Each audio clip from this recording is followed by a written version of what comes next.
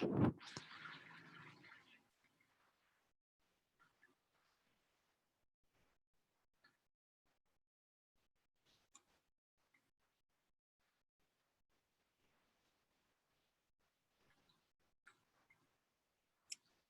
going on, Chad? What's up, Sean?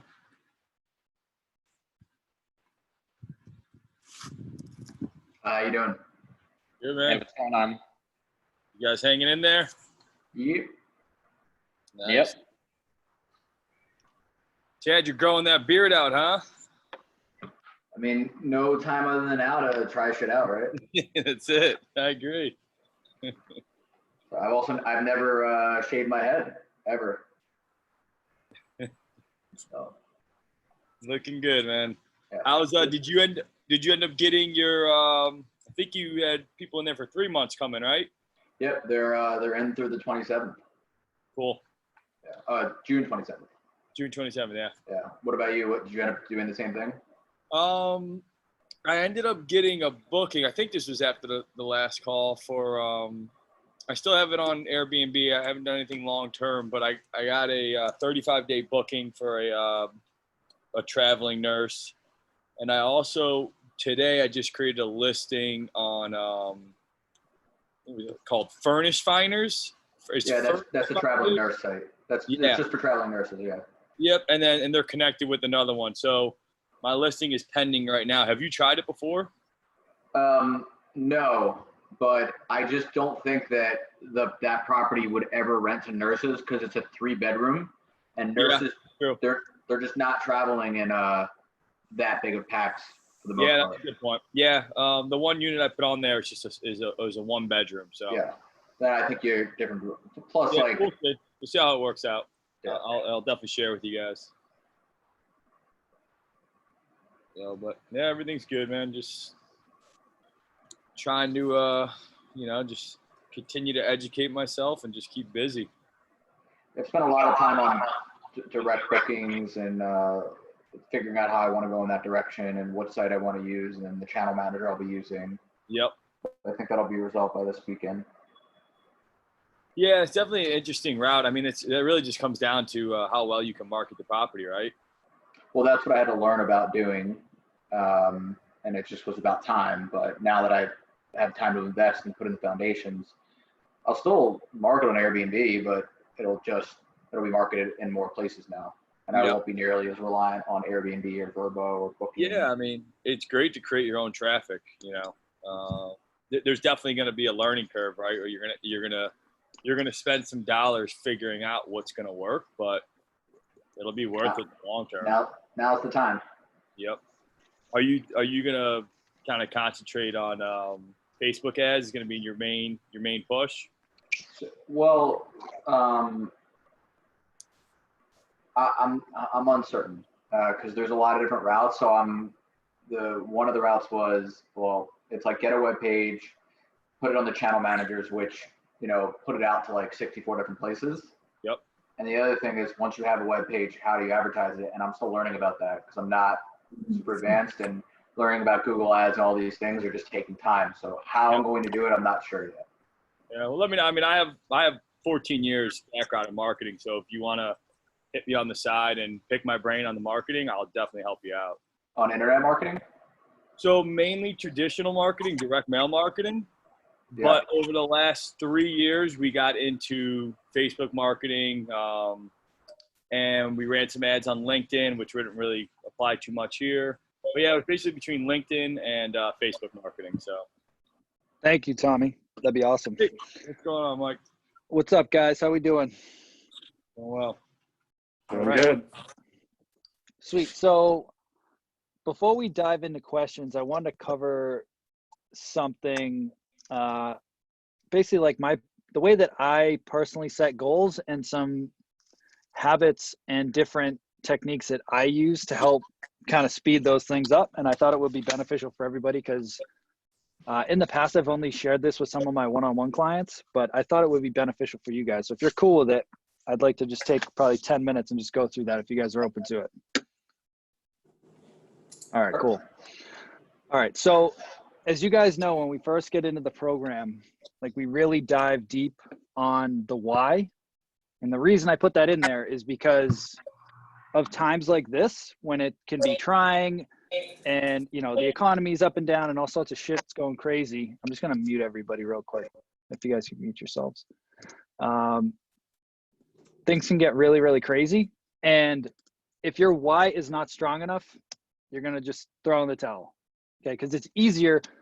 Pretty much, I think everybody on this call has some type of job or some type of income that is stable and you're comfortable. All right. Things might get a little tight here and there, but we're all comfortable. And it's good, but it's also really freaking dangerous because you're not starving. That hunger can go away really quick to pursue your goals if you're comfortable. All right. So you've got to find ways internally to continue to motivate yourself to do the things that you need to do to actually hit your goals. Okay. So I want to take a couple minutes and we'll just go around the horn really quick. Really quick. I'll pick a couple people and I just want to hear, like, why did you decide to start this business? Like, actually, why did you actually want to start building up your own short-term rental business? So anybody want to volunteer, just unmute yourself.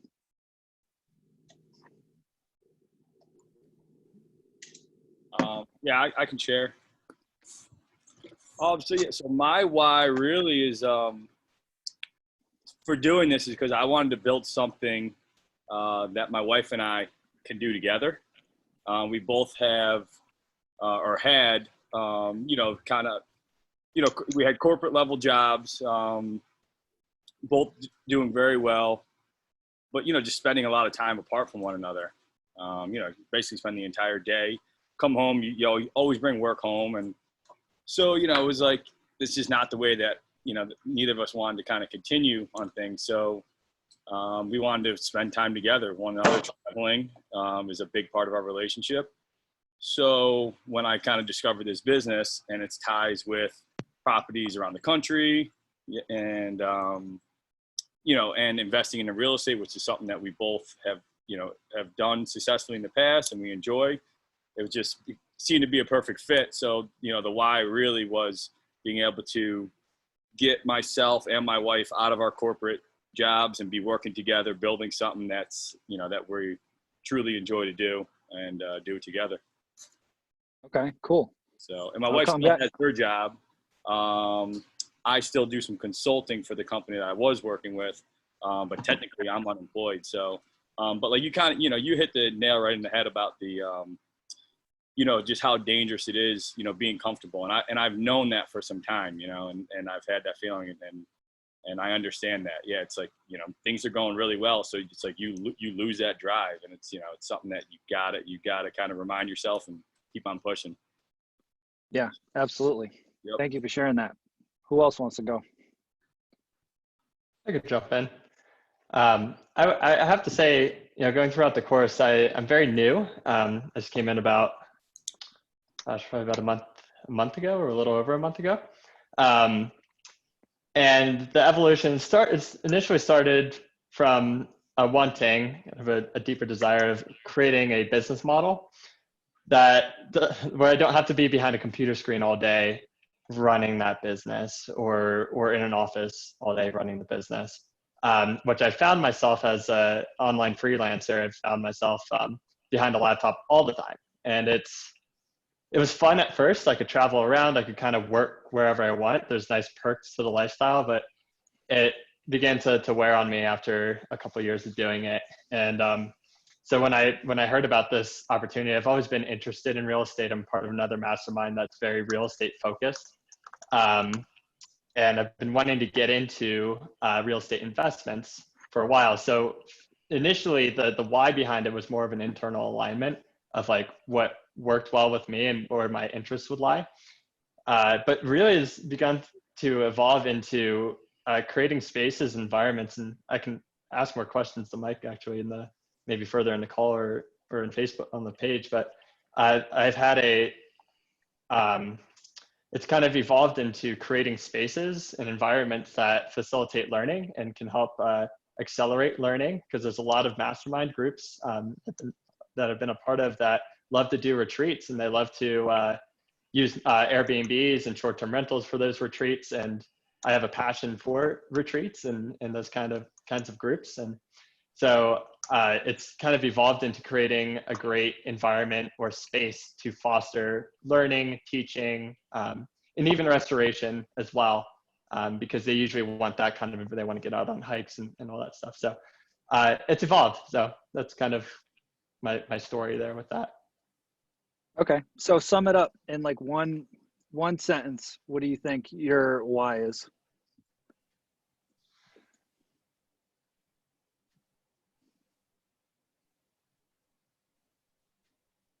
I would say my why is to help make learning more accessible in a restorative environment, and that's the evolution of my why with it. They initially started with like wanting to move from one environment to another environment that seemed more aligned with me, but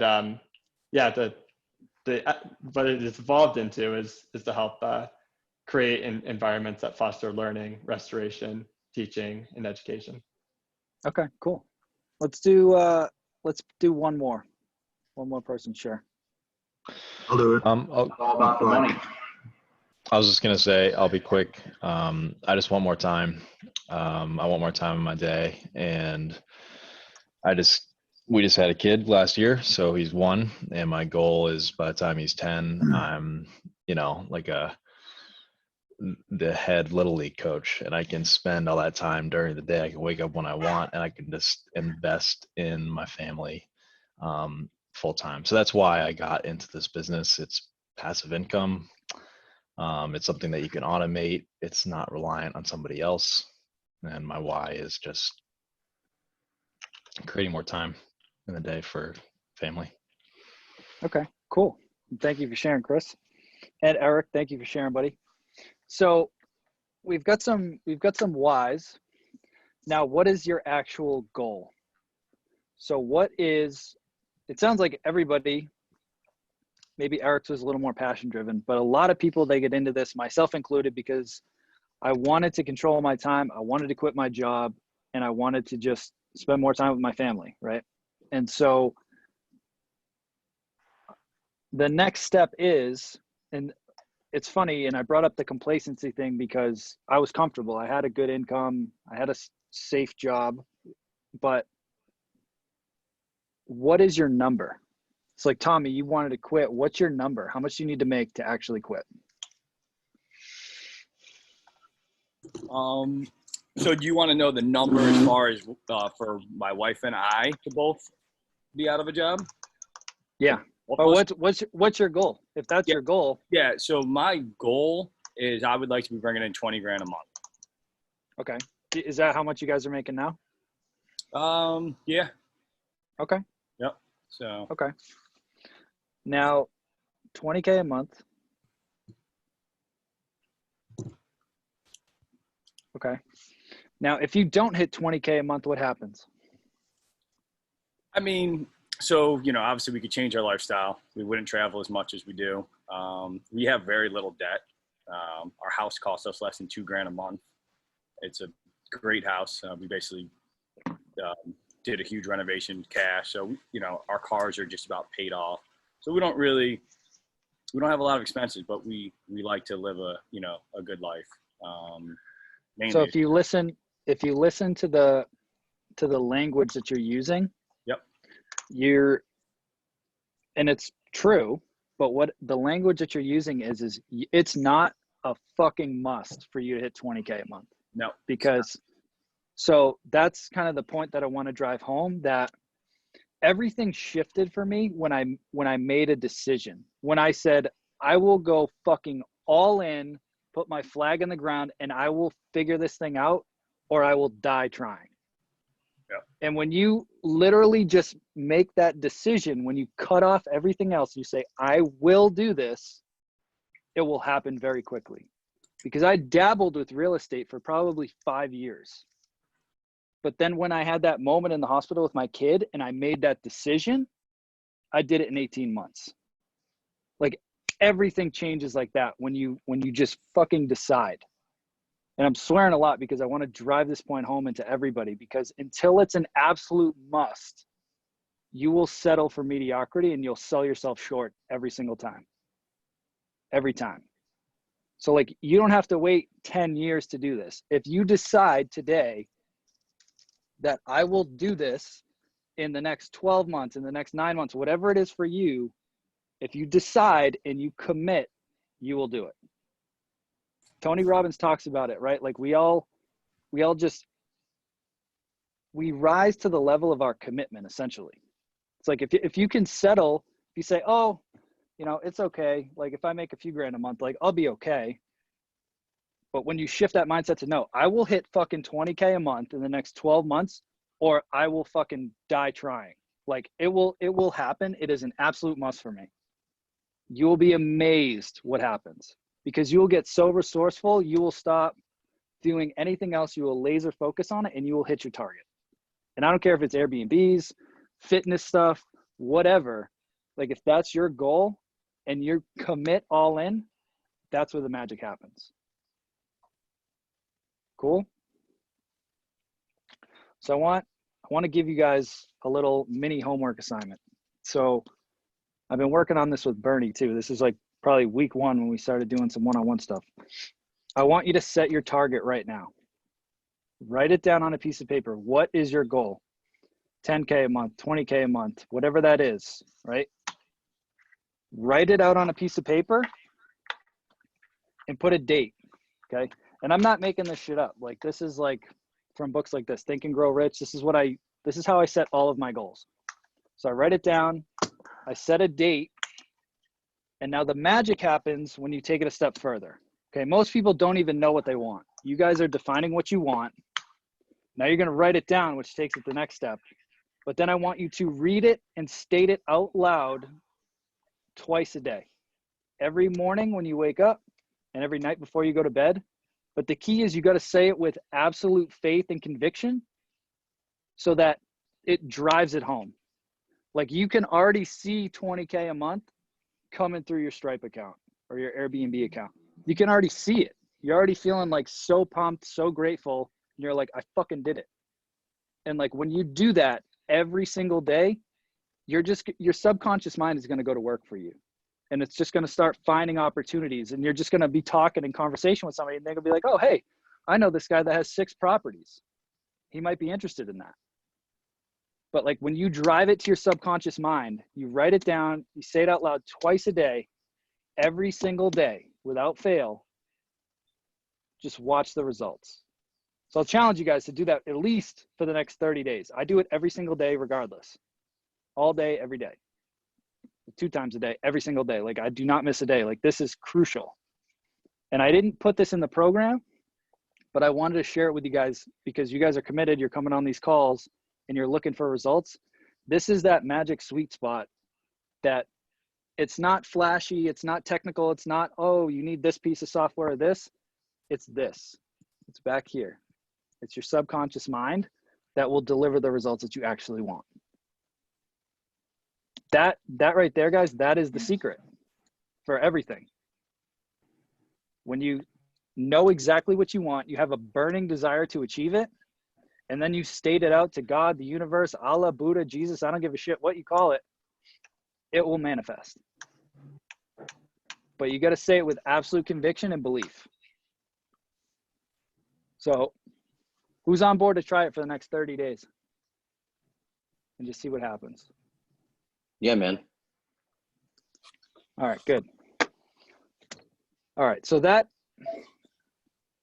at a high level, guys, that will be enough to just plant that seed. And you'll, like I said, you'll just get really resourceful and you'll just start figuring it out. But make it a must. That 20K a month, make it a must. It's not like it's a nice to have, oh, that'll be great. It's a must. And then when you hit the 20K, you got to quit.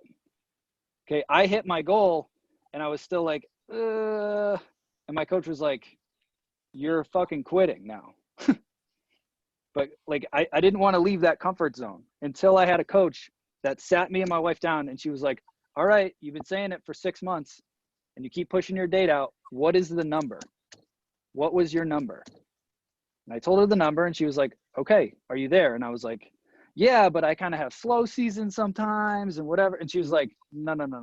Like when you hit your number, you commit. You just go all in. And I was like, okay. And I did, right? And it was scary and amazing and awesome all at the same time. So if that's what you really want, be honest with yourself. I'm not judging anybody. Your goal is your goal. If you want $5,000 a month, fine. You want 10, 100, I don't care whatever your goal is. If you want one property, it doesn't matter. It's your goal, but write it down. And then, think about the reasons why, okay? Drill that in, create some certainty in yourself, and just commit. That's it. And then say it out loud twice a day. So by December 31st, 2020, I will have $20,000 a month coming in for my Airbnbs. I have absolute faith and conviction. I can see the money in my Stripe account now, and I'm just waiting a plan to act upon it. Boom, done. It's literally, I'm not making it up. It's literally, you can even, if you guys have Think and Grow Rich, you can look it up. It's right on page 78. Right here. He literally scripts it out for you. So I want to just go through that with you guys, and then I'm happy to go through some questions. And then we'll get into it. So, cool? All right, cool. Cool. All right.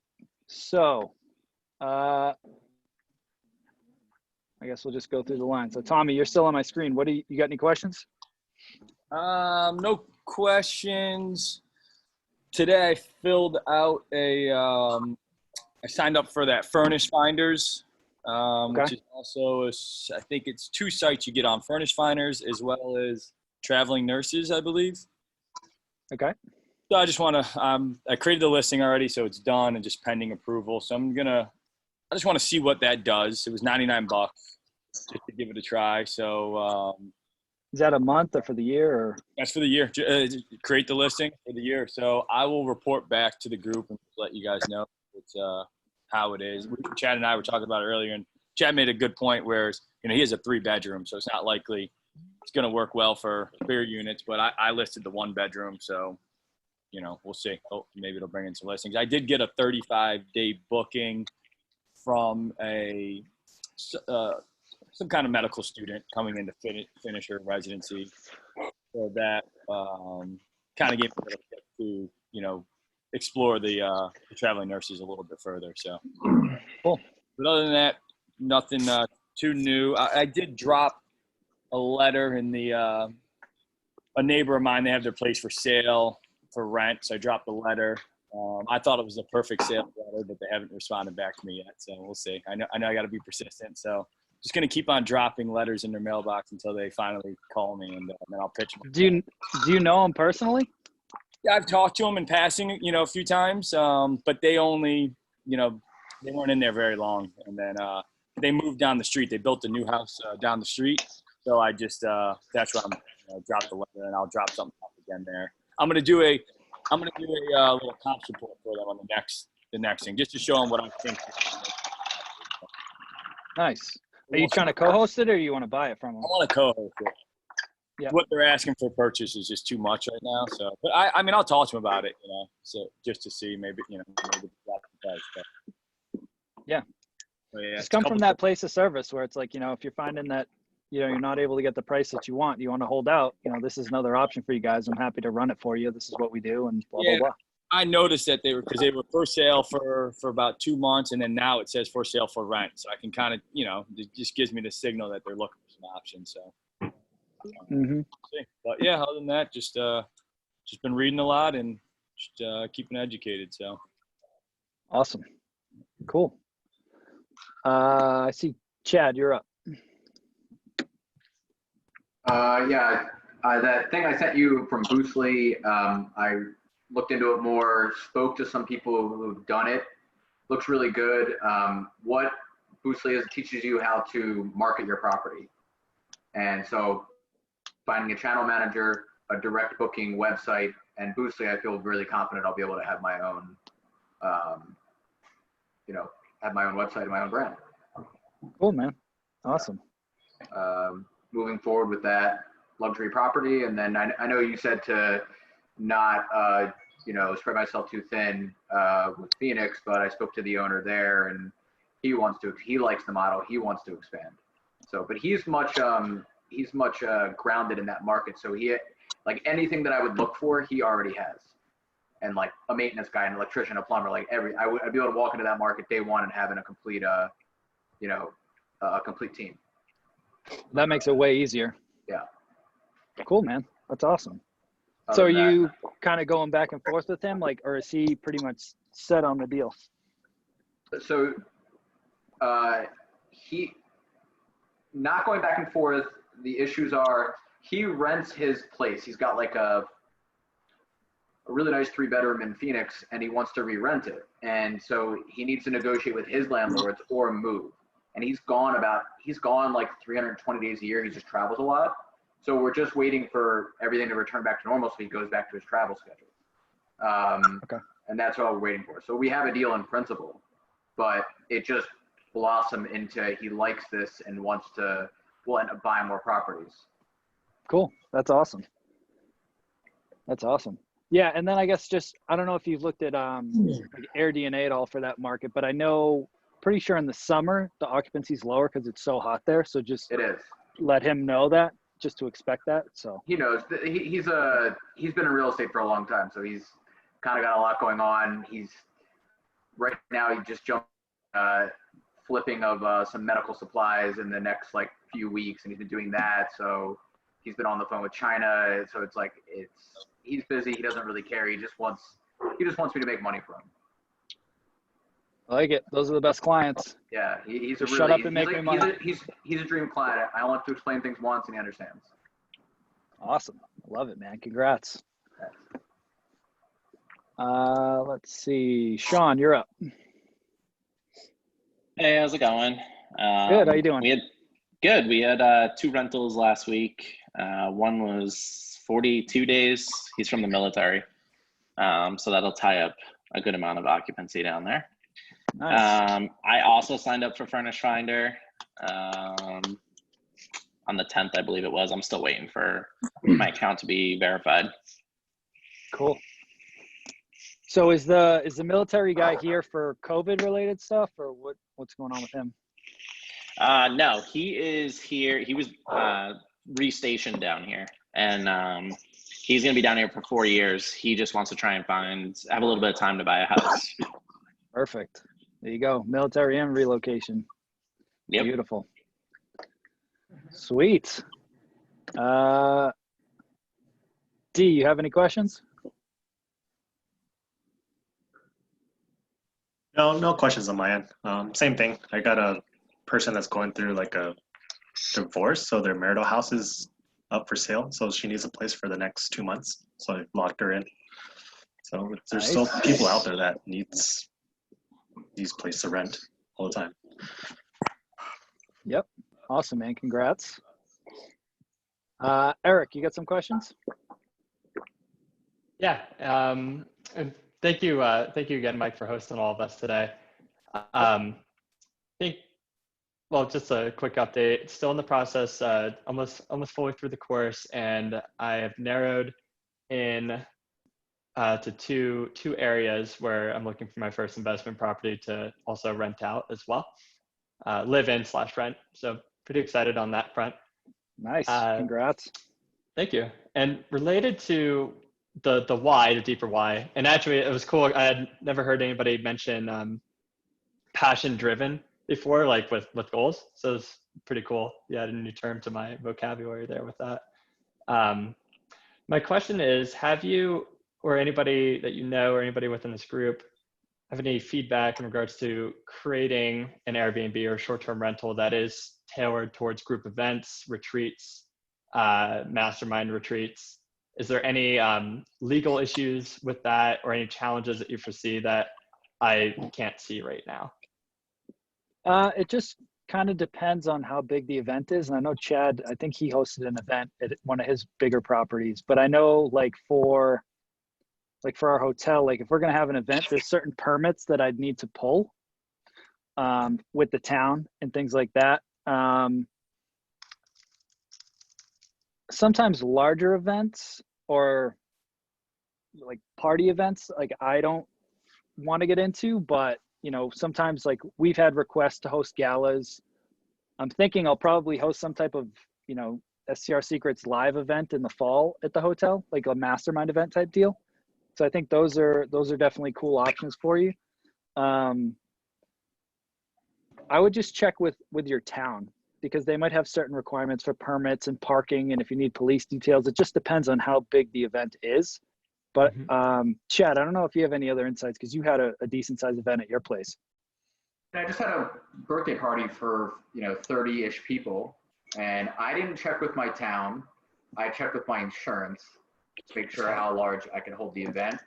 There's a website called PeerSpace, which is an Airbnb for just events.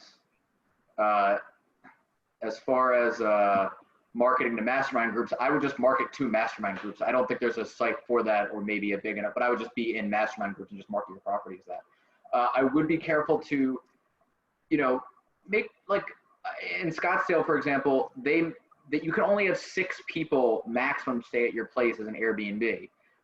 And that's what the law says. But I just started messaging people that I didn't know in Scottsdale, and they all said that they list and host their property for many more people than that, and they've never had issues from Scottsdale. So it's a rule that's on their books. But as long as you're not getting complaints from neighbors, a lot of times cities will leave you alone. Yeah. You just don't want to be the bad neighbor with loud music and pissing everybody off and all that stuff. I mean, I gave my neighbors all of my cell phone, and they know if the party is too loud, they can call me and I'll remove it. And the party also knows that they can't be too loud, otherwise they'll lose their party and their security deposit. So between that, I've felt comfortable. But Introduce yourself to your neighbors. Take them out to lunch. People like you. They're a lot less likely to call the cops, and a lunch is a lot cheaper than a ticket or dealing with the city. Yes. That's awesome. That's great advice. Mike, have you been to the M1 retreats? Like the Mexico one and the Montreal one? Did they? I haven't been to Mexico, but I do go to Montreal. Okay. Which hopefully I'll get to see you there this year if I can make it there. Awesome. If we can even have it. But did they have to go through? Do you happen to know if they went through a process or anything like that with their Airbnbs? I mean, we stayed at a hotel this year. Okay. I'm not sure what they do for Mexico. I know all the people that go, we had to sign like waivers because I was racing Ferraris and shit one of the days, so you gotta like sign your life away. But I don't know about like what they have to do, because that one's in Mexico too, so that's a whole nother ball game. I don't know what the regulations are and things like that down there. But yeah, again, I would probably just check with the town, and they'll know, and just say, hey, I'm setting up, when you identify a property, or just say, hey, I'm looking to identify a property where I can hold some mastermind retreats. Are there any types of permits or any types of things that I need? I just want to, I want to play by the rules. I want to do right by everybody, but these are some of these events that I'm kind of looking to host. So can you just give me some guidance? You can talk to the town clerk or whoever, and they'll put you in touch with whoever you need to talk to. Awesome. Thank you guys so much. No problem. Anything else? No, I think that's all for now. You guys, there's a lot of people that we probably want to get to here. Cool. All right, Ken, what's going on? Doing good. How are you doing? I'm doing well, thanks. Got a couple quick questions. Sure. What was the mattresses you used? What mattresses were they? It's a Zenus memory foam. You'll find links to everything in the Furnishing Fast Pass. Okay, I'm like gonna direct to Amazon. Yep, you'll find all that stuff in there. And the sound meters in there too? That's NoiseAware. It's listed in there, but it's not through Amazon. You go right through NoiseAware. And if you use STR Secrets, it'll give you 15% off. And how many do you put in a house? Like one a level or just one? I mean, I usually just one, although I put two in our Florida one, because I put one, they have an outdoor sensor now, so I put an outdoor sensor on the top balcony just because I didn't want people like being really loud outside and disturbing neighbors. Yeah, okay. But usually one's fine. And on Airbnb, it's all pictures. Can you do a video too or not? No, not on Airbnb. Okay. At least not right now. I mean, we'll see. Yeah. They're constantly, they change their platform like every couple months. It's like even Right. now I logged in today and like it looks different and my whole dashboard looks different. They're constantly updating it, but as far as I'm aware, you can't do videos. Okay. So we were looking to try and get into the US market, but I listened to that interview you had with Emmanuel Pani. And the one thing that stuck out was you said you had to close in person. So now we're kind of rethinking because I don't think so. I mean, I bought the hotel remote and I bought the condo remote. yeah, not buying the property, but like co-hosting, say. Why? What do you mean? Well, you guys talked about you get the interview, you get an interview with the person, you got to meet them in person to actually they close them, like pitch the Airbnb to them. You know what I mean? You don't have to. You don't have to. You can do it over the phone. You Yeah. said you only got 1 or 2 over Craigslist. You know, most of yours were, you know, in person when you pitch them in person. No, it's all of my business now is all referrals. So Right. like, that's how, you know, we have properties in 5 different states. I didn't go and meet all those people before we closed the deals. It was all phone Okay. calls. All phone calls. Okay. Yep. So when I listened to that interview and it kind of thought, well, maybe we should rethink it because we can't actually get down there right now with these travel restrictions. So we're sitting on our local market. And I thought, well, I have a 4-plex that I'm managing near downtown. And the thing I like about it is there's 3 near the kind of right around it. So it might be a good, a good fit. You cut out for a second, Ken. It's near what? There's 3 hospitals right around it. It's surrounded with hospitals. So I talked to the owner and he's receptive to, doing a short-term rental. The challenge we have right now is we can't furnish it. So what I did do is I did send emails out to all 3 hospitals asking if there's a need for doctors or nurses or patients for a short-term rental. And so we'll see what happens with that. But and then so I got back to this US market stuff. So I reached out to a property manager in the US and kind of did a pitch about the Airbnb, the short-term stuff. So what he's doing is he's sending me back his list of properties and I'm going to analyze them and see if there's anything that the model fits and then go back to him and he could pitch it to the owner. So I guess my idea would be kind of manage the manager kind of thing. We'd set it up for him and everything and he would just kind of be the manager. Do you have a relationship with this person already? I knew him from before. I got a property manager that I use on my properties in Charlotte, and he was going out with her. So now he started his own property management business down there. Wow. So. Okay, cool. I like it. Yeah, because that's the first that I've heard of property managers, kind of being open to it, because typically we're essentially taking business away from them. So that's why I always say go direct to the owners. Well, I would take a small cut off, and he would still make his money, right? So I'm going to run these. I haven't analyzed the properties yet. He just sent them to me the other day, his list of properties, and I'll just see if it works. And I had to work on them a little bit. Yeah, I would just, before you get, and this is advice for everybody, but before you get into a partnership, clearly define who is doing what. Like, just define it, because it's, at the beginning, it's very easy to want to get into a partnership. But what I found personally is the partnership is essentially an accountability buddy, and you guys all do the same shit and it's a waste and you cut your profit in half.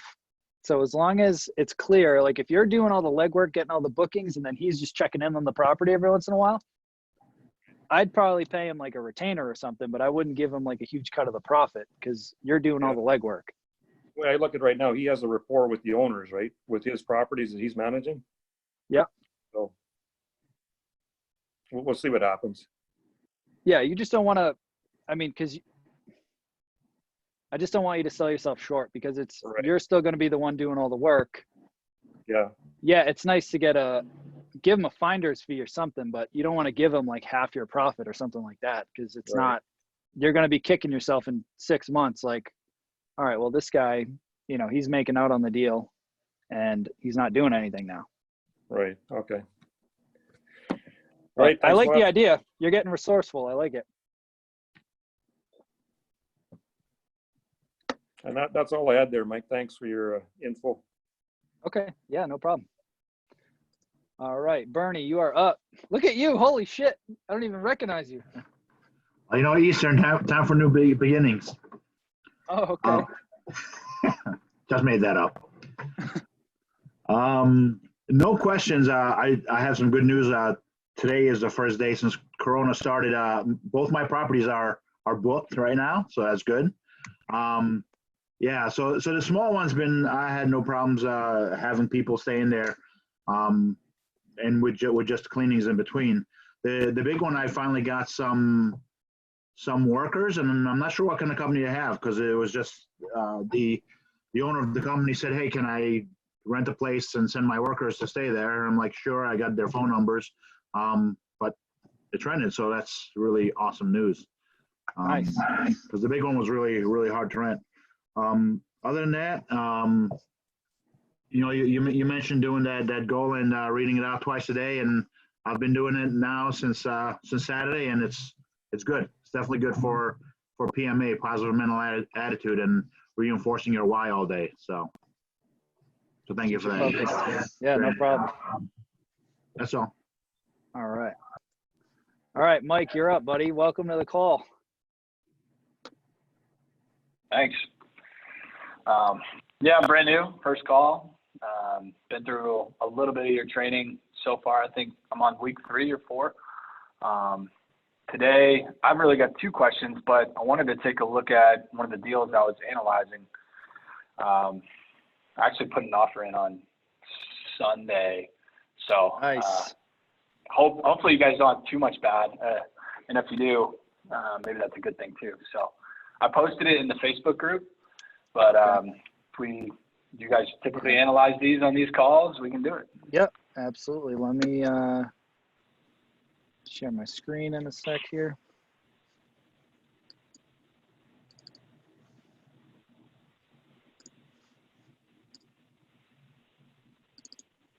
All right. Okay. All right, so we got an asking price of $260. Gross rents 54. Is this from AirDNA, Mike? 54. Yep. Okay, Yep. cool. Monthly revenues. Okay, let's take a look at the expenses. Insurance, 250. Supplies. How big is this property, Mike? Beds and baths? So 2-2, but it could probably do 8 people. Okay. How many square feet? About 1,500. Okay. Taxes, you said this is an estimate? Yep. Okay. Same thing for the insurance. Okay. Joy's 265. So this was what I was trying to figure out. So the $100, this gives, is that like for them to use the amenities or something? Exactly. Yeah. There's golf course, lakes, trails, a bunch of stuff that's in the community. And there's a $100 booking fee that I got to pay back to the community to allow the guests to use that type of amenities.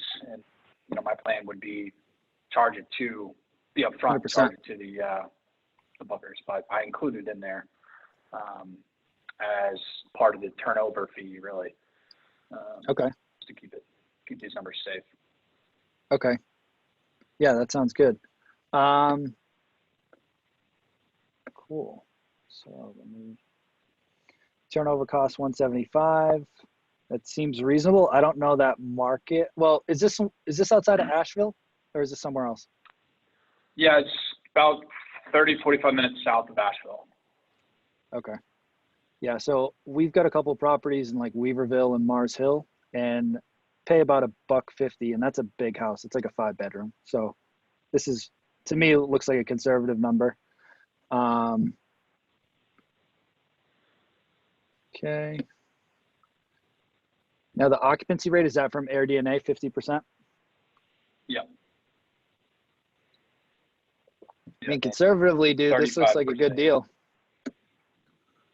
I think your closing costs are definitely going to be less than 18 grand too. I would imagine substantially, probably half that, even maybe less than that. So, I mean, your cash on cash is going to be up there, but your cash flow looks pretty solid. I would just look at the seasonality of when you buy it. So, I mean, this year was kind of an oddball with COVID and everything, so it kind of threw off some seasonality stuff. But we did pretty decent in the winter because there's some ski resorts, you know, within an hour or so. But I've only taken over, the first one I took over in September, the second one I took over in January. So I haven't had a full year down there yet, but I'd imagine that the summer is pretty good for bookings. Yeah. So just kind of look at the seasonality so you can kind of manage your cash flow a little bit. But I mean, these numbers look good. You know, $1,300 a month, that's some pretty solid cash flow. And typically, you know, not guaranteeing it, but typically we outperform AirDNA's numbers. If you do it right, you furnish it right, you kind of follow the process. So, I mean, at that price point, I mean, that looks like a pretty solid deal. Oh my God, I was making that much money for. Yeah, there's also what I included in the closing costs. There was there's an entry fee basically to the community, the gated community, $8,000. So that's part of it, but you know, also I think the closing costs are a little high on there. But yeah, I think it's a good, and also we want to use it as a vacation home for ourselves too when it's not occupied. So yeah, for sure. Are there any other restrictions in the community? Like, did they limit the number of nights or the number of stays or anything like that? no, and I've asked around. I mean, there's probably a dozen that they have in there, and there's close to 1,000 houses that are in the community. So Okay. there's not that many Airbnbs. Okay. The ones Cool. ones that are in there are doing well, except for one. It's available 365 days out of the year, and it only does about 27% on occupancy, which I thought was weird. So Did you click on it? Did you notice anything on the listing?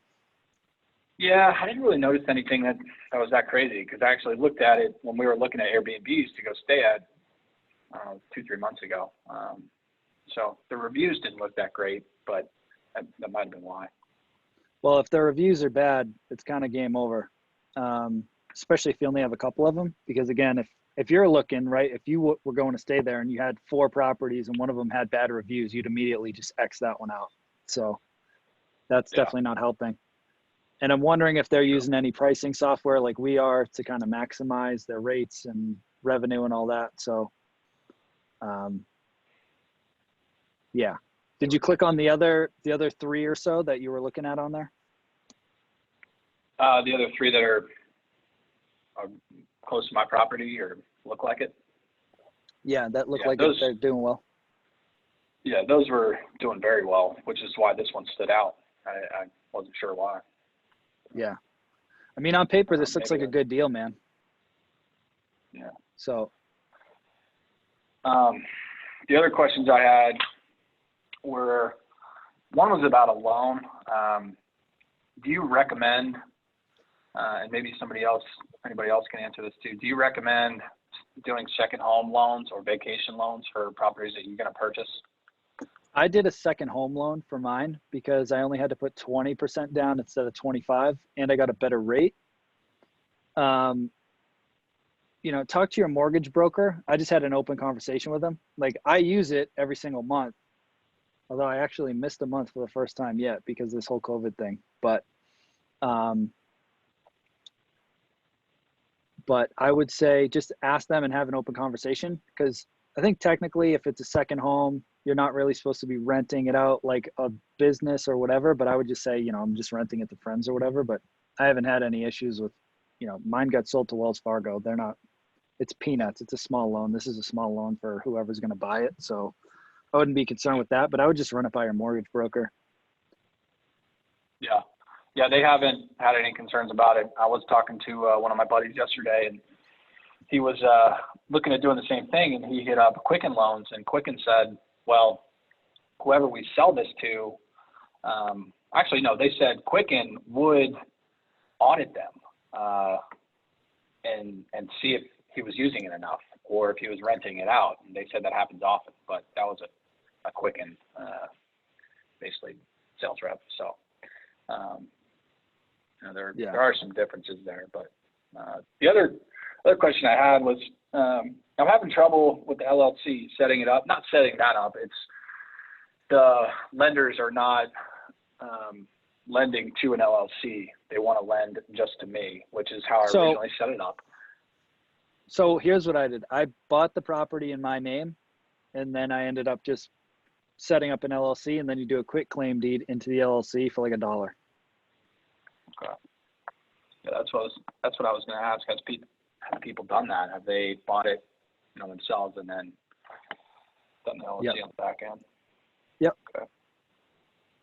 If you're going to co-host other people's properties, so like my New Hampshire property is in its own separate LLC, and I don't want to give you legal advice. I'm just telling you this is what I did.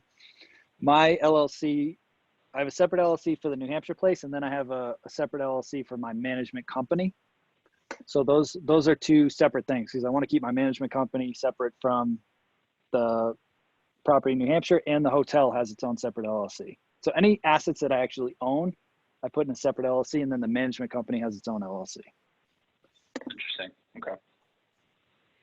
All right, cool. Yeah, that's really all I had. I'm going mapping out the rest of the training. All right, cool, man. Well, congrats. I'm excited for you guys. I love how you just dove in and took some action. So that's awesome. Thanks. Keep us posted on how this deal turns out. Yeah, we'll do. Right now, I mean, the second home loans right now are cheap. I mean, they're low 3% for decent credit scores and only 10% down. So it's a good time. Wow, that's fantastic. All right, Shane, you are up. I'll unmute you. I got you. Oh, there we go. I got you. Yeah. Yeah. So got my Wayfair order through Kristen rolling. So things should start to arrive Wednesday, Thursday, Friday. I kind of went and made sure that the guys at the community know who I am and gave them my card. And I just went ahead and delivered everything like to the clubhouse itself, just because I do not want any risk of things sitting out there. So it's about an hour plus for me. So I couldn't run out there every day, practically speaking. So I'm probably going to be over there Saturday morning, opening up a bunch of fucking boxes and continuing to kind of, I don't know, I just assess what I have and what I don't have. I mean, I'm close. Yep. I did have a few questions as I'm going through. So kind of like the supplemental order, right? Like the stuff that comes off the shopping checklist. There were a few things that I'm having trouble finding specifically, and then a few kind of strategic questions. And there's a Nest smoke and CO2 detector on that list, but no Nest thermostat. And so I guess I obviously understand the safety priority of one over the other. I kind of view that as maybe as a nice to have, and I mean the smoke detectors, if I have operating ones in there already. But the only reason why the reason why I like the smart ones is because you're not there. So if there's an issue, I get a notification right away, and then I can check on the guest to make sure they're okay. So that's the only reason why I like to have that, especially for the properties that are remote. Right. You know what I mean? All right. And so, all right, if I have, code fire extinguishers everywhere else, but what, like, do you go one or do you replace them all? Or some combination? It depends. Trying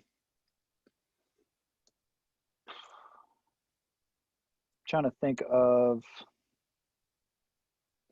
I did a mishmash in one property, and then the owner just decided he just wanted to do all of them. So we ended up just swapping out the rest after a little bit, because they're not cheap. And I mean, you got a decent sized property. So if you want to do a mishmash, just put one on each floor maybe, or something like that. I'm probably just going to go with a 3-pack. And I think, again, like owner is more inclined to go with, well, one, my recommendation, but two, like, a little bit of extra visibility. And I like that. I mean, for sure. Like, but okay. And is there any particular reason you don't use the Nest thermostat? The only reason, and I'll thank you for bringing that up, because I'll add it. I actually haven't had to buy one because all the properties that I've had, they already have a thermostat. You know what I mean? So with a new property build, or, a new property, if you want to swap one in, you definitely can. Okay. I mean, you can get real technical with setting up like zaps and if this, then that, and changing temperatures and all these different things, I always just ask my cleaners to turn it down when they leave, or, you know, vice versa, depending on the seasons. So I'm not like setting up all that technical stuff to like program everything. So that's why I don't, if the properties have them, I use them, but I honestly don't even program them to my phone. I just ask my cleaners to turn them down. Okay. I guess I'm thinking, so I case in point, so I went back in there like when right after the painters were doing some of their shit. And, you know, I know you need it colder in there to paint, but, you know, they're the fucking AC running on 67 degrees for, you know, 36 plus hours. You'll crush lines doing that, depending on the AC. So I'm just thinking something to be able to modulate that, where I can just eyeball and be like, okay, look, we're at least bringing it up to 70, you know, okay. All right. So I'm probably just going to add that to my own template. Yeah, I'll throw it in there too, though, just to have it. Just on the order. There's more than one. There's like fucking 6 different versions now, which is kind of crazy. But and I've got some like real dumb, you know, I'm obviously not domesticated type questions. Is a pillow protector different from a fucking pillowcase? Is that the same thing? Okay, so it goes underneath the pillowcase. Yes. All right. So that's a separate thing. That's why I love you, Shane. I mean, here's the deal. Like, yeah, I don't know this shit.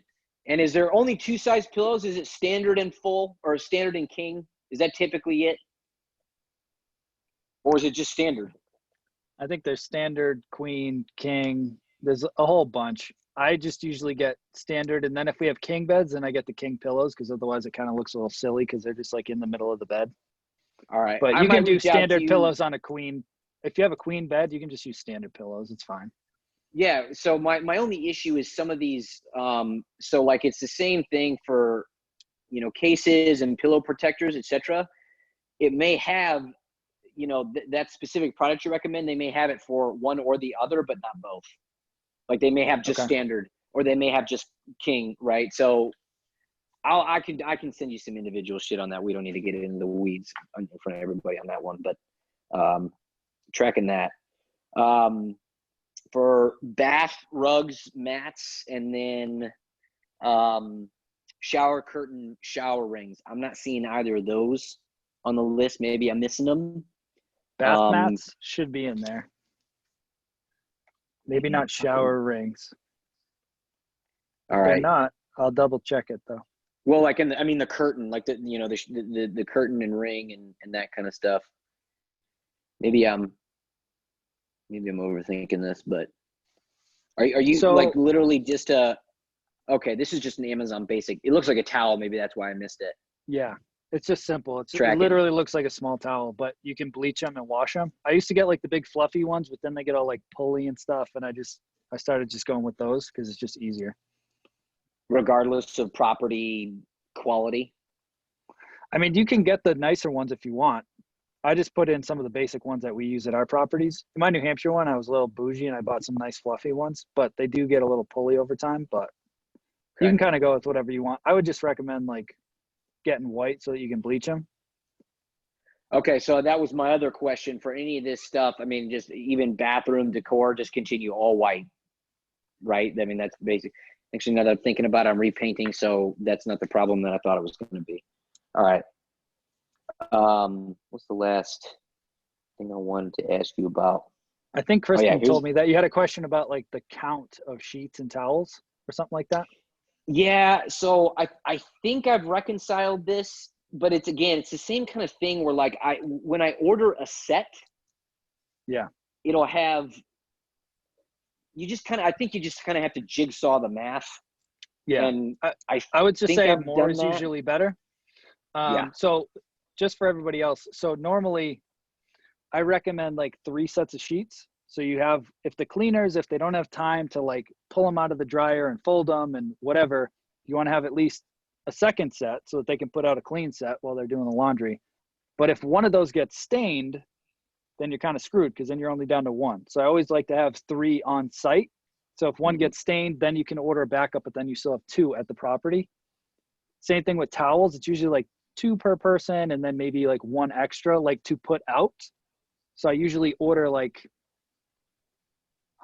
Per person, I usually do 5. So again, you have like two full sets and then 1 extra per person. And you can kind of finagle the math however you want to do it, but I always just like to have backups. You're talking about, you said bad towels, so that's a per person number. Is that right? Did I hear you right? Yep. I needed to change that. So that's not per bathroom, that's per person. Yeah. Holy shit, I'm gonna have a lot of towels. Yeah, your closet will be full of towels. But if you think of it, like that's what people always like, hey, do you have extra towels? So I always just have extra ones in different spots. And even for the hotel, they're like, what do we want to do? Like if people ask for towels, I'm like, we fucking hide them in the storage closets because I'm not running up and down getting people towels. Like that's just dumb. You got to automate that process. For the extra blanket stuff, you know, I mean, this is Florida, so I'm thinking with a proper like comforter and duvet, probably not something I really need to invest a whole lot on at the moment. Yeah. Not worried about it. Okay. And then last, definitely single dude question. You use the phrase pack and play. Is that like what the nursery thing is at the bottom? Yeah. Okay. It's like a mobile crib that folds up. And if I'm anticipating having more than one family in this property, do I need to be doubling up on this stuff? I would just offer them one. You're doing your job. I usually do 1 pack and play, 1 high chair, and 1 stroller.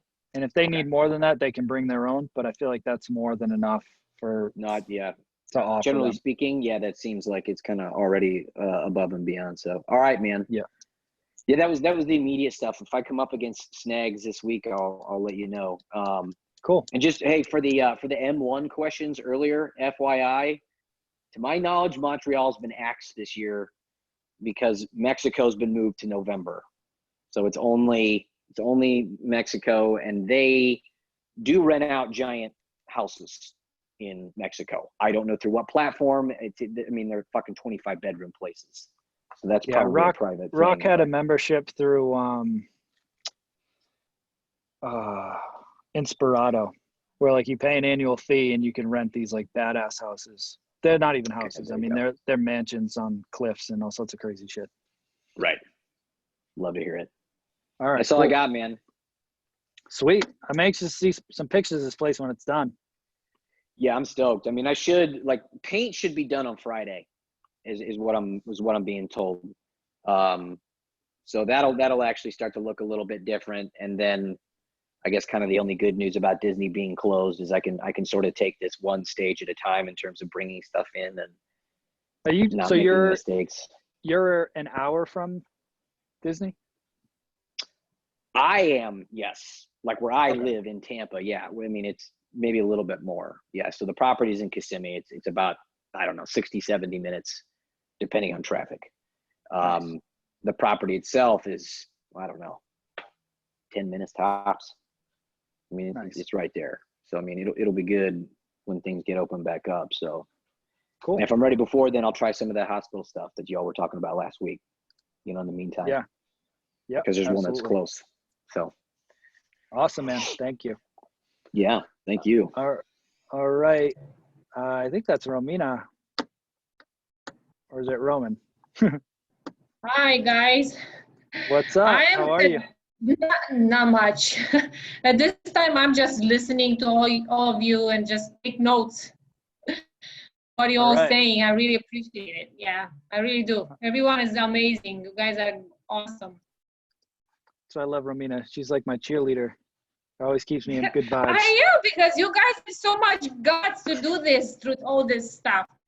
That's what they say when everybody's scared. That's what's the time to take action. That's the truth. The best opportunity is in turmoil, not when everybody's like chill and having fun. So yeah, I agree. I totally agree. Yep. I agree with everything you guys doing, because I think it's going to totally pay off. It's going to pay off, all this. Absolutely. It will. All right, cool. Thank you for getting on the call. Hey, Mike. Hey, Mike, yeah, Chris. Do you mind if I show you my listing real quick? I just got our photos done. Yeah. And let me stop sharing my screen. We just went through a like 2-month rehab. I think I told you we had some issues. Anyways, we have our first guest of the summer this week, and they're going to be there for 2 weeks. So that was encouraging. But as you know, I have 3 listings, but this will have all the pictures. This is the outside of the property. You can kind of see the one in the back. I'm just going to scroll through these. This looks great, buddy. Nice job. Thank you. Well, it wasn't me, but our photographer. So I put that in thanks to Rob? Brad. Yeah. Brad, yeah. Is that graphic, that professionally cleaned and service thing? Have I seen that like on the Facebook group or something? Is that stock, or did you make that? I think Brad Rapone made it. Yeah. Of course he did. That's where I've seen it. Brad's the man. Overachiever. Yeah, what an asshole. Yeah, these look great. I had one person, he didn't take any pictures of like the amenities. And I know on yours, you have a bunch of close-ups of different things. And he's coming back actually to do an aerial shot. So I wanted to kind of pick your brain on what else I should be asking him to take when he comes back. The only other thing is I might have him reshoot some of these bedrooms and have him pull the sheets tighter. Okay. So that they don't look wrinkled, and like kind of fluff up the pillows a little bit. Because like you'll be amazed, like if you just had like a couple more throw pillows on that bed, it'll totally change the look of it. It'll make it feel a lot more like plush and grand just with some of those. These are ours, some of the outside, but then I still have all this stuff. Okay. Layout, speed, and that's pretty much it. Yep. Yeah, I love the aerial like map showing the distance of everything, because I guarantee you get questions like how close is it to the beach? Yep. So I would almost move that up to like maybe the 3rd or 4th photo so that people see that right away, the proximity, so it'll avoid getting those questions over and over again. Okay. All right. And then if you go back to just some of the bedroom photos at the beginning.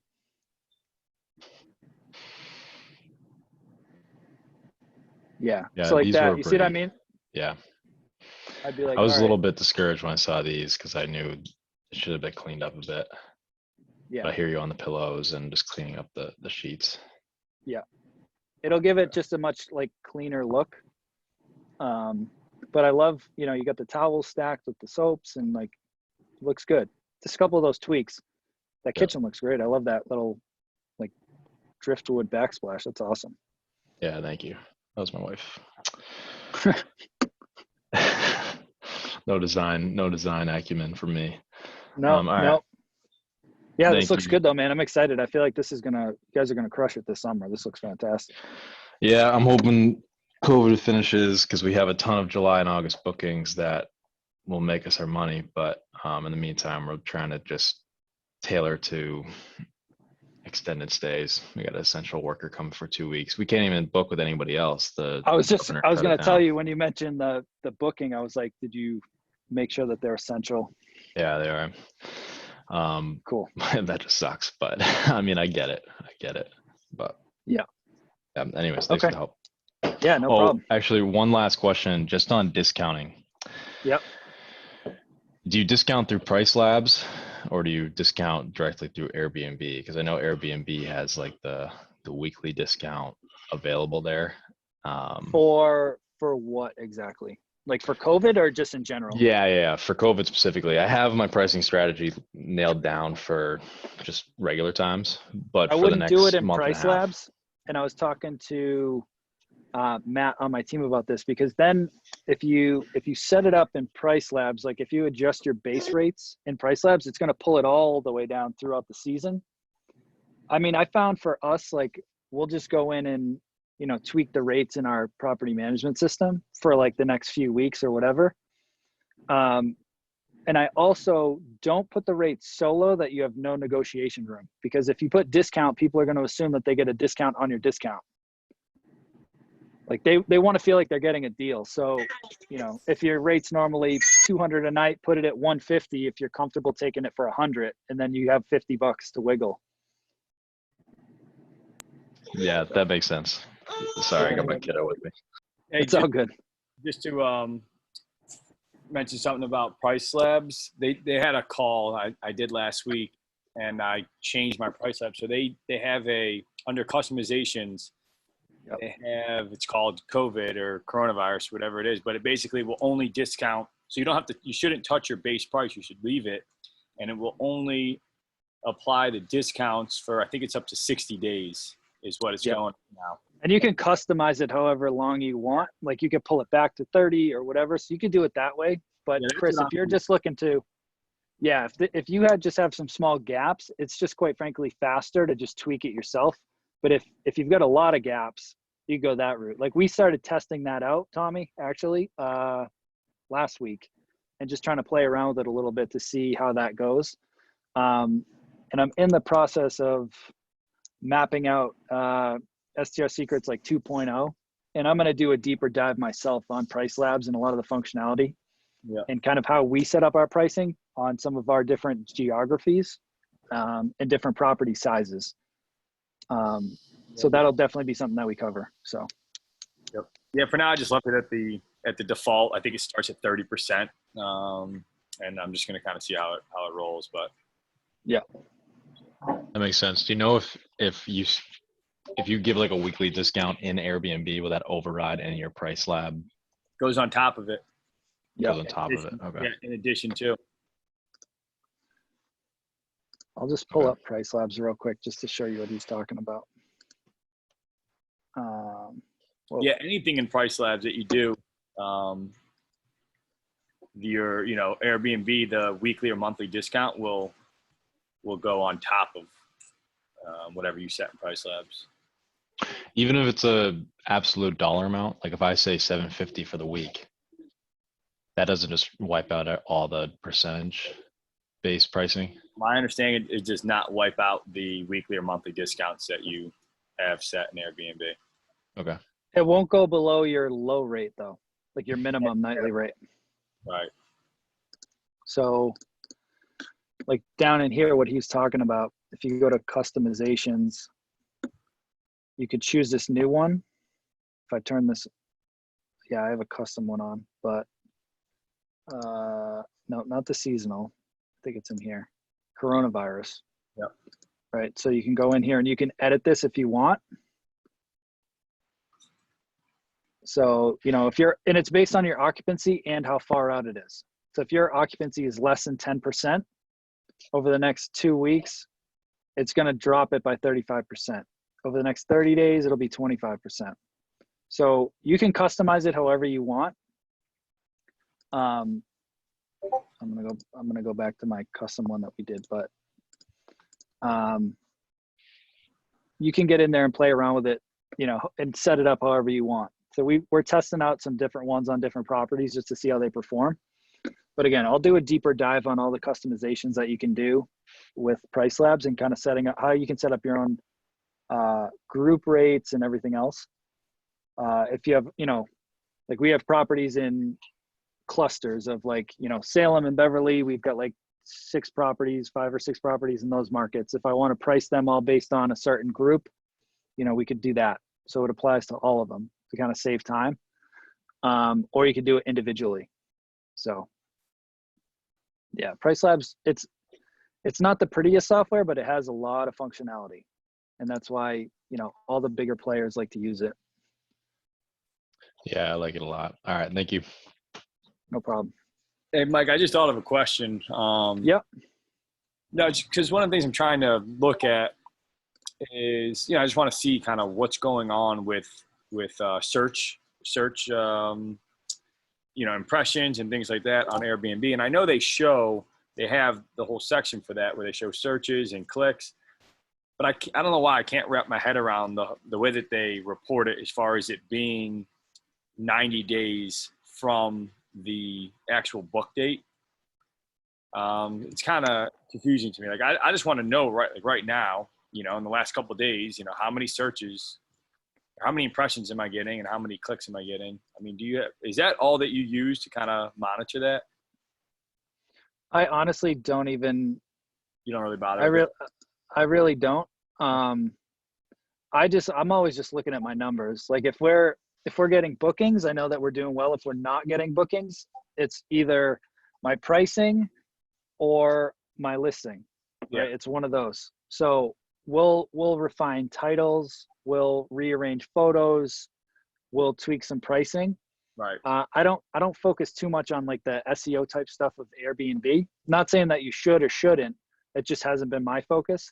Right. I just know I'm just looking at the dollars and the occupancy of like, all right, if I have gaps, what is wrong with my listing? Right. Yeah, I just, so I've been, messing with the title, things like that. We actually did 2 calls ago. We went on the listing and you gave me some suggestions, which I did. I bullet points, whatever, but I'm just getting nothing. There's like no inquiries. I did get the 35-day booking. There's just nothing going on really. So that's why I'm kind of concentrating on those. I want to see, okay, am I getting impressions? Are people clicking through and not booking? But I don't know, the way that they're reporting it, it's kind of, I'm having a hard time understanding it. I don't know why, but doesn't make a lot of sense to me. I'm just reading through the description right now. The daily average first page impressions, the daily number of distinct visitors who saw the listing in the first 10 search results during the 90 days preceding the given night.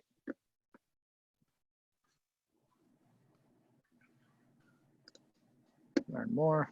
And then, I'm looking at mine right now. I'll just share this so everybody can see what I'm talking about. Okay.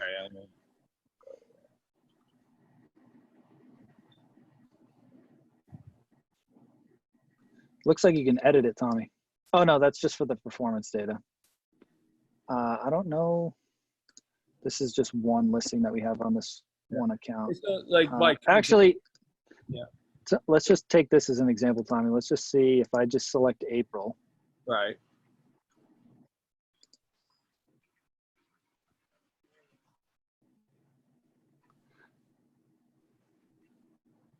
So this is just an average.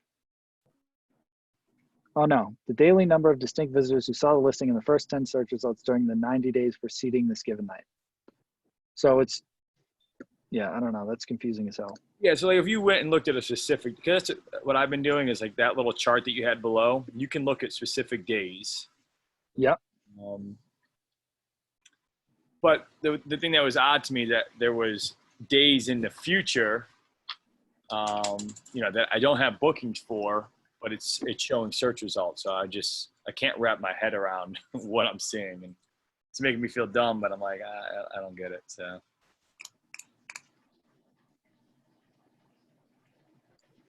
Yeah, I mean it's an indicator, but did you end up tweaking the title and doing some different shifts that we were talking about last week? Yep, I did. Okay.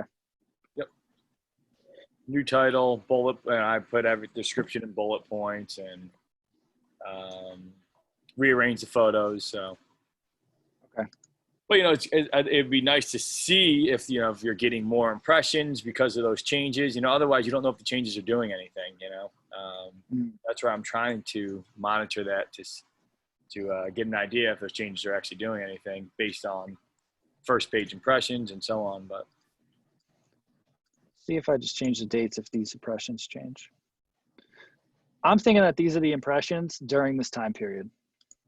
To keep it simple, it's got to be.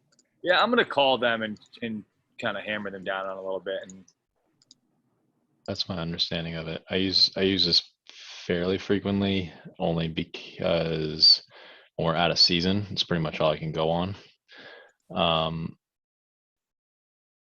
And I just look at the variance between us and the market.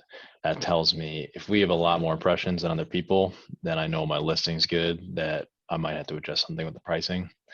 If it's not, then I'm not doing something right with the SEO, which means it's probably my listing and I need to improve something there. So to Mike's point, it's really twofold, but this metric, this lead metric kind of helps me pinpoint what I should be focusing on. Because if I look at this, Tommy, if I'm reading this correctly, on Friday, April 17th, this showed up 697 times when people were searching, as compared to the market median is 34. Right, but so that date. But then it dips. That date is in the future. Today's the 14th. Yeah. So this must be for people searching for these dates. if I had to guess. Okay, so If maybe we that's look, yeah, maybe you're right. Maybe that's what it is for those search dates. Those are your impressions.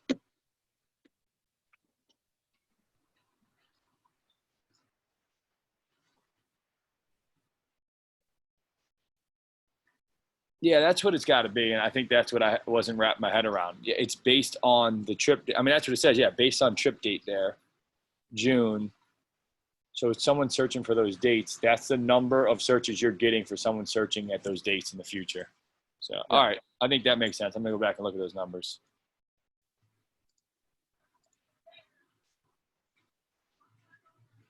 this is interesting. So yeah, I mean, this is another way to look at it. Like I said, I really don't look at this too much, but to Chris's point, it's those two factors. It's price or something in the listing that's not gonna convert it. Right. So, good question though. Thank you for bringing that up. Yeah, I'm gonna hammer down into it a little bit further. So if I get any info or any insights, I'll share it. Thank you. I'm just going to scroll through the Facebook group. Yeah, Airbnb has been glitchy the last couple of days. So I just recommended to Lucas to just give him a call if he's trying to process a booking. Talked about Mike's deal. Skylar.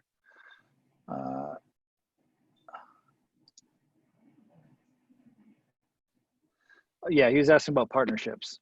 And, you know, I know Meech and Austin are working together. So Austin's finding a lot of the deals. Meech is running the deals. You can definitely do it. But just define what your roles are and define what your partnership agreement is going to be. Like, is it 50-50? Is it 75-25?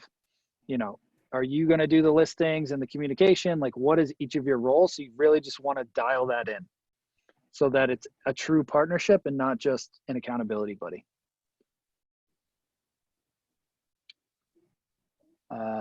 Yep, Airbnb is really pushing the long-term bookings.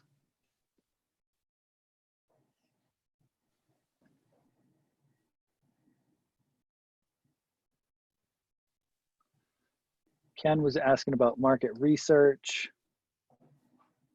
It really depends on what your goals are and where you want to actually operate. I mean, you can do it literally anywhere as long as it's legal. So it really just depends on what your goals are. And what you're comfortable with. There's really no right or wrong answer, right? Like Bernie, I always bust his chops. He's not on anymore, but he's like, I always say he's like in the middle of Iowa or Ohio or something, and he's making it work. And Edna's in the middle of nowhere, Canada, and she's making it work. So it really just depends like what you want.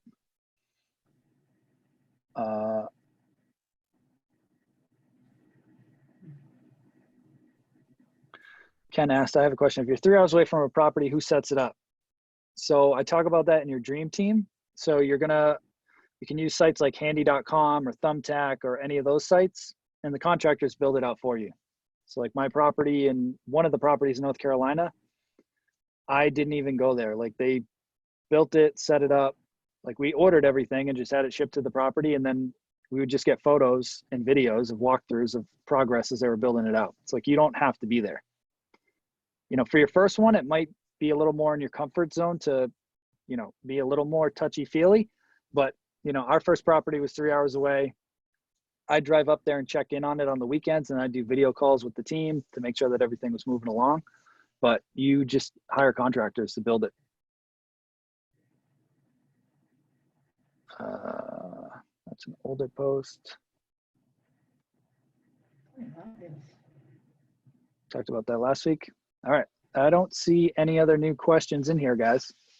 Anything else before we wrap up today's call? No? All right. Don't forget the beginning of the call. Write out your goals. Put it on paper.